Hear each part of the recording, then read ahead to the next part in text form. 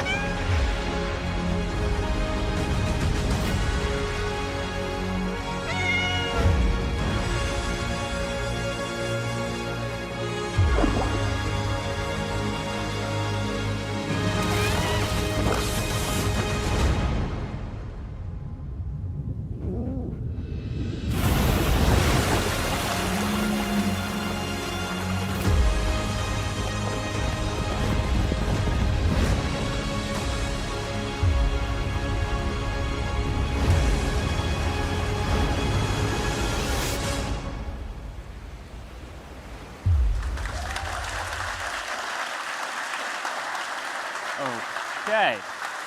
One. Hello. Is this on? Yeah.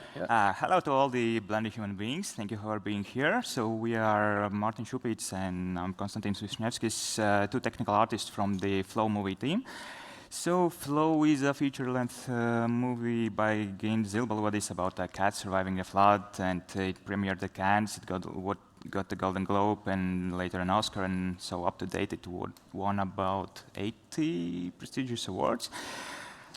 And today we're going to talk about overview of the team, the studio life, and as well as our involvement in the film. Yeah, so at the heart of everything is Gints Zilbalodis, the director who probably did about a third of the movie all by himself. There's a lot that can, and I'm sure that will be said and written about Gints, because to understand the success of his movie is to understand basically his personal creative approach. And so Latvia has a history of animation. It dates back to the 30s and has its own distinct style. Unfortunately, currently there is barely an industry. What it means is there's no one to set the standards and values. And because of that, there's low trust in funding of animation projects. And possibly because of that, Gints made his previous film Eevee alone on his laptop, completely entirely by himself. However, being premiered at Annecy Film Festival and winning the Contre-Champ Award, it opened doors to funding his next project.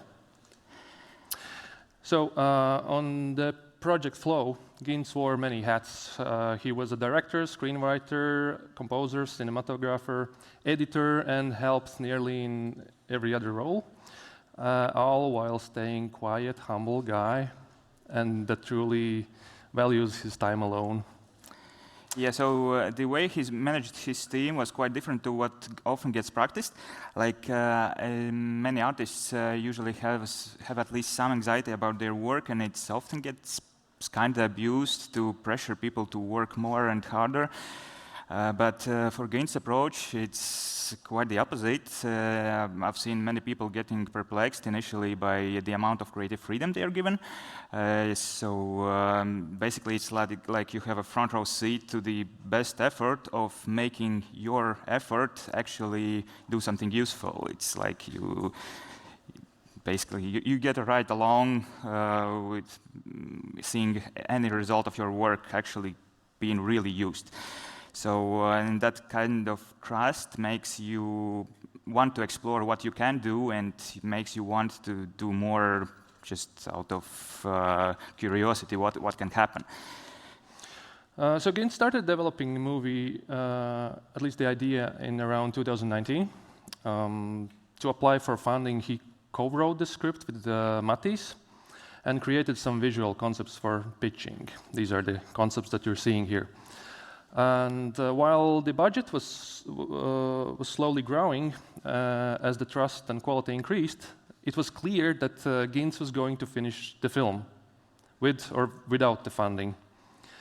And his mindset was quite simple: work with what you have and finish what you start. And this approach could be traced in every decision during the production. He also wanted to make film mainly in Latvia. Early on, Gints actually joked that he'd like to do the opposite of Western animation practices, where they keep the creative work and outsource the rest. In hindsight, that's exactly what he did. Yeah, so although it spanned Latvia, Belgium, and France, Flow movie team was exceptionally small. So yeah, a little bit about team. This is Matīs Kaža and Dārta Krāsone. Matīs is a brilliant award-winning producer and director working across film, theater, and live shows.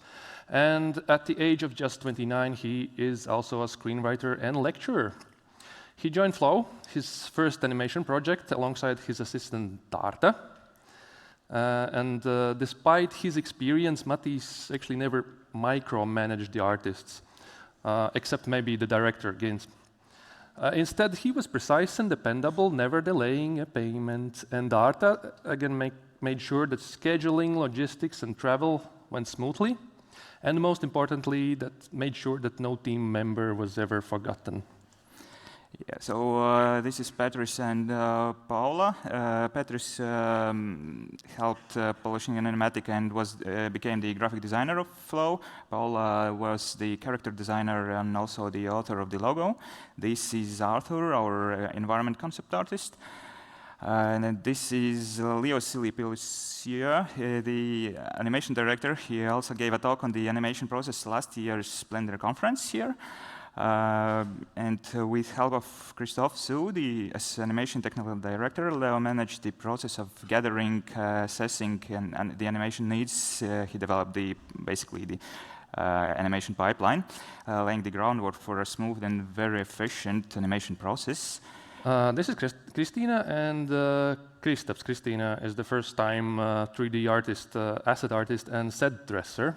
And Kristaps, he joined us as an intern, but stayed as a generalist. Richard Zaļupe, a composer. And he was actually the one who did the conduction for the orchestra.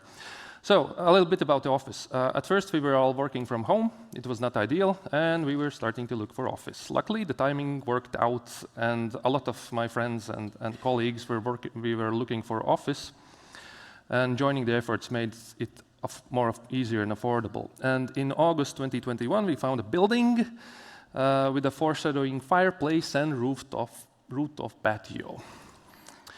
So, a little bit about the history of the building. The story goes that the building, originally built in 1886, was a horse stable. It went through different lives, as you can see. It was a hostel before we moved in. Yeah, so for the next 2 years, after we moved in, we had tourists asking for the directions almost daily. Until here at Blender conference, Howard Trickey, I don't know if you're here, who is an engineer at Google Maps, suggested that maybe we could remove the hostel designation from Google Maps. And surprisingly, in 2 months, the tourists almost stopped coming. Yeah, so also our office brought together 5 small but agile creative teams from fine arts, computer graphics to coding, marketing, film, startups. And working under the same roof was a huge benefit because basically every lunch conversation turned into some new insights and mere opinions usually were whole new perspectives on the work process. Pandemic hit in 2021. The first wave wasn't that bad, but the second wave in 2002 brought strict restrictions.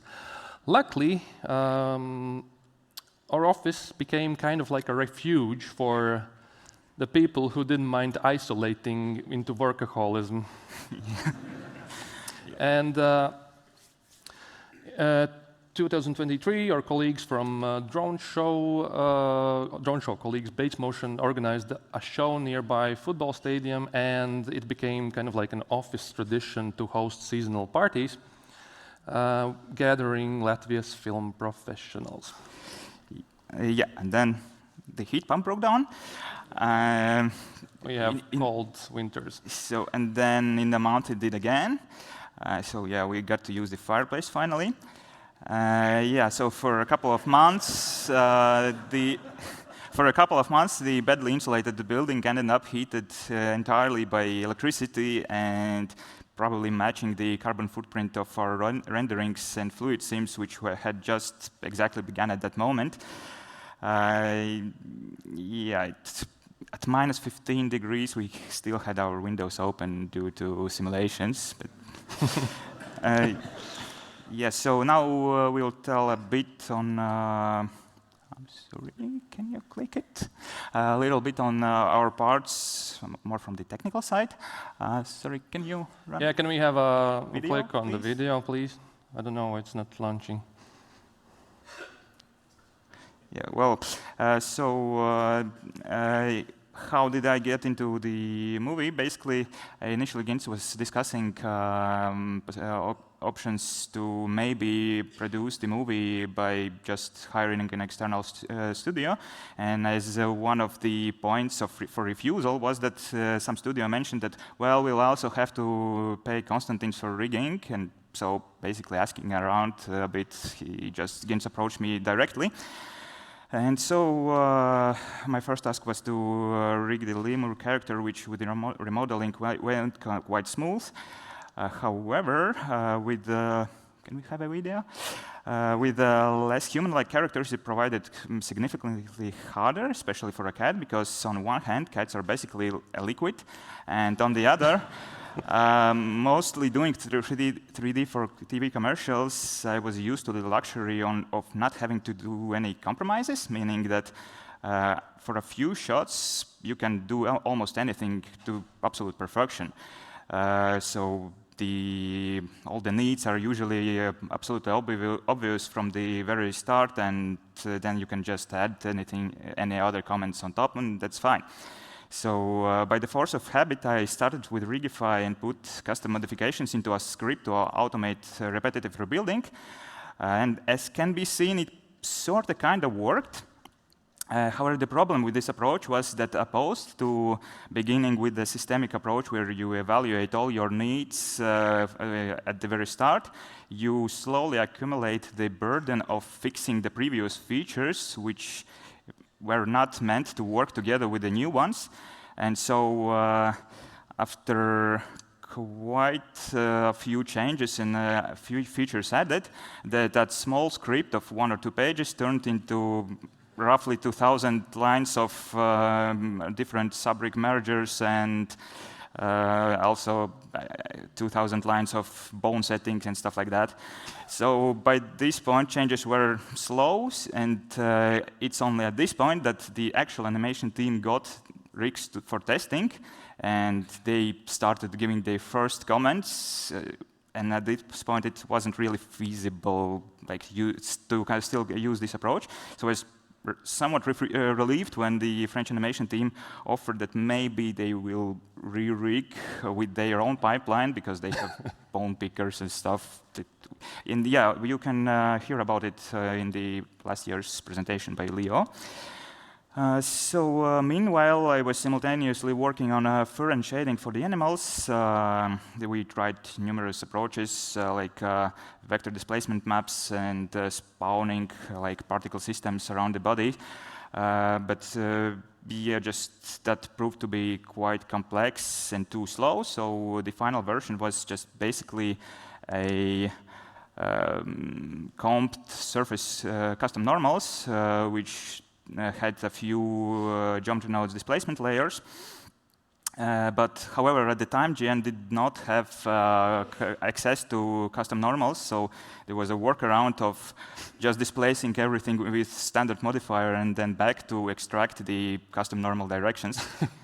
Yeah, so then also worked on the feathers for the birds, and they were made by using fur object, and that initially it was just dealing with maintaining the direction and orientation of the feathers, but as it quite soon turned out, the usual polygon pinching that happens on wings of the avians when they're folded, it sort of forced me to create blend shapes for the fur object, and that sort of kind of worked.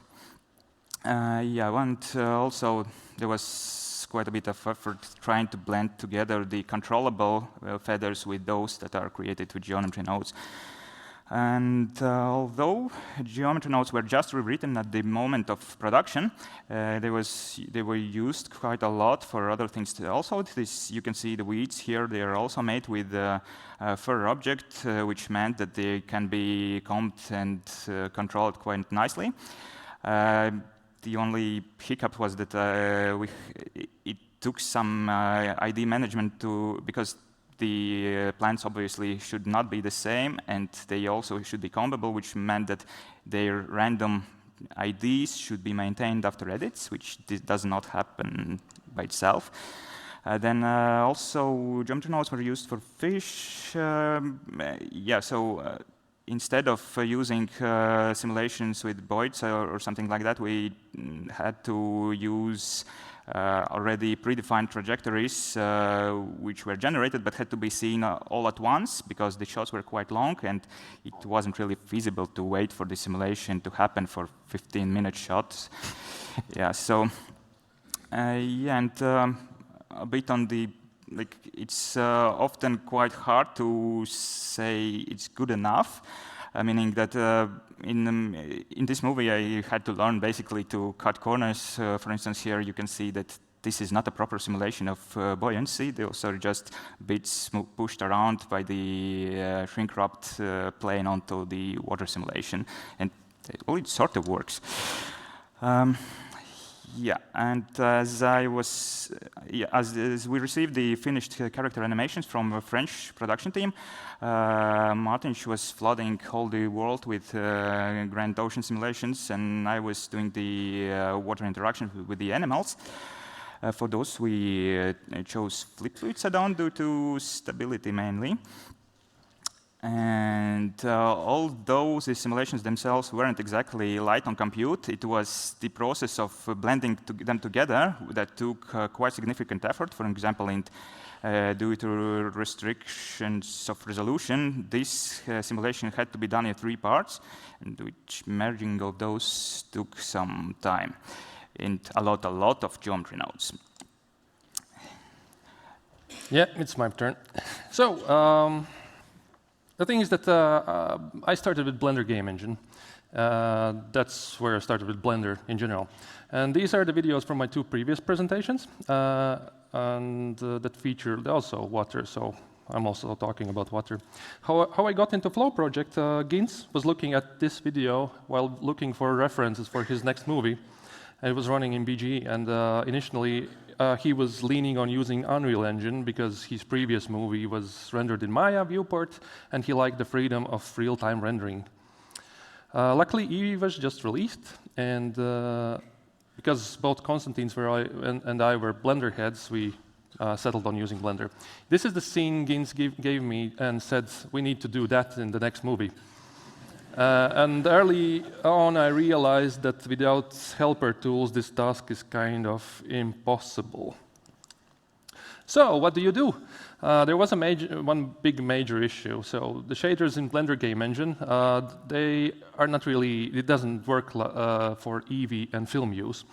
So I spent quite a while trying to different methods and to render vast ocean scenes. But then something magical appeared. It was geometry nodes. And what do? When you have new technology at your fingertips, you go to Beacon and bug the developers. And yeah, the biggest challenge was generating the mesh itself. And the problem is that the movie is cat height. That means that you have a lot of water close-ups, and to get the camera distance to the water surface consistent. And Gints also has a tendency for long takes. That means that there are scenes underwater, over water, and the camera sometimes move kilometers away. And because there are no cuts, I had to use same water model entirely for the shot.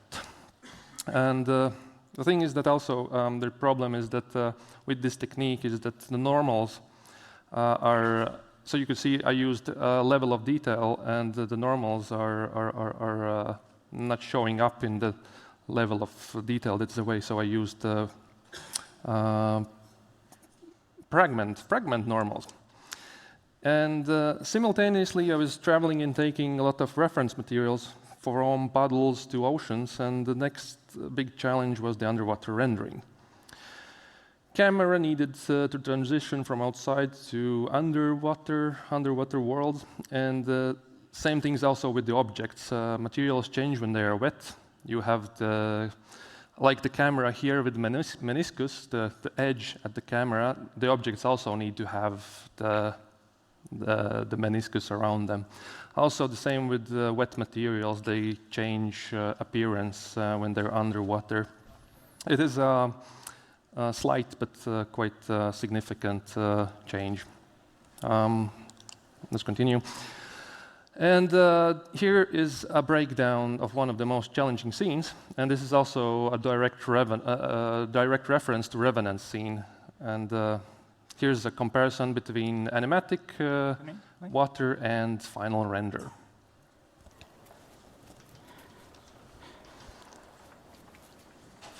I don't know, maybe we can just for 1 minute go so you can see the difference. I think it's also important because you can see that the animatic and final, they're actually really close to final. The camera moves more or less the same way. Maybe the animation is not yet done, but this is kind of like the version that me and Konstantin started working on. So this is quite crazy that Gints managed to do that by himself. There's also sound, maybe, to...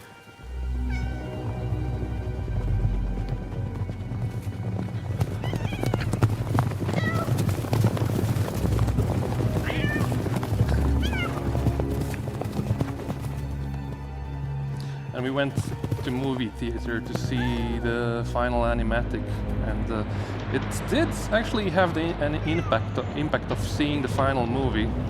Maybe it didn't look that great, but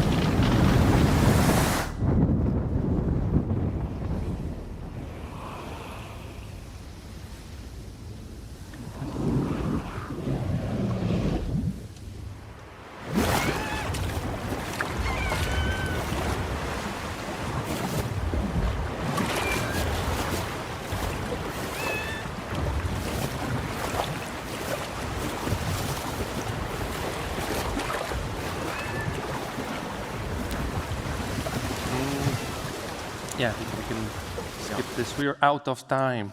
We have so much more to tell you. Okay, sure. So the work on simulations continued up to the very last days before the Cannes premiere, which happened in May 22 of 24. And all the Latvian team got to attend, and most team got to the stage in the theme of the movie of teamwork, despite the long-standing tradition of the spotlight being solely on the director and the producers. Yeah, the movie had a great reception. We made Hollywood in Latvia. We won.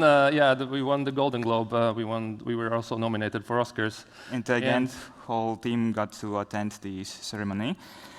And yeah, we often hear that film industry is struggling, and we're not economists, so hard to say on that. But as they say, hard times bring new opportunities, and as the potential for independent production is clearly growing, we hope that the movie will motivate some to make their own work, and for others to support the independent movie production. It's obviously can sometimes be worth it.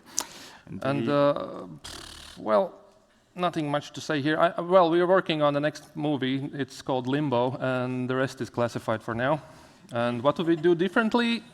Well, considering how well it went, I would say that I wouldn't change a thing.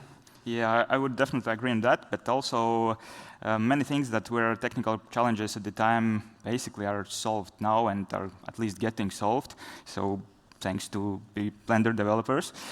And a quick word of appreciation on the standards set by the Academy Software Foundation, like things that like OpenUSD, XR, they seem like how to say it, they're taken for granted, but it's just due to their seamless integration and quality of initial libraries, but they are a huge part of having uncluttered workflow.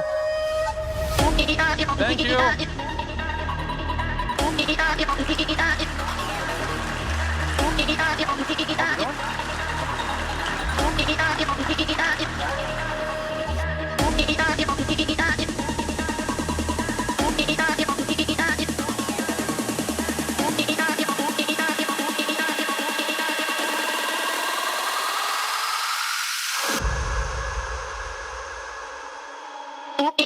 Thank you.